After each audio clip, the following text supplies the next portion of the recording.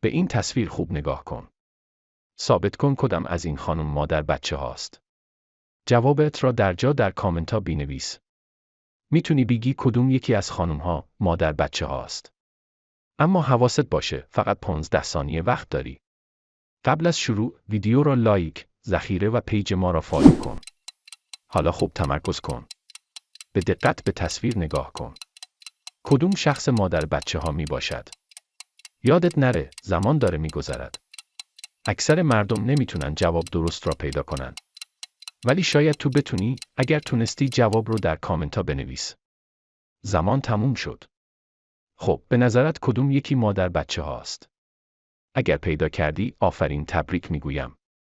اگر نه نگران نباش، جواب در کامنت ها مشاهده می شود. منتظر معمای بعدی باش چون تازه شروع کاره. حتما پیج را فالو کن تا از دستش ندهید.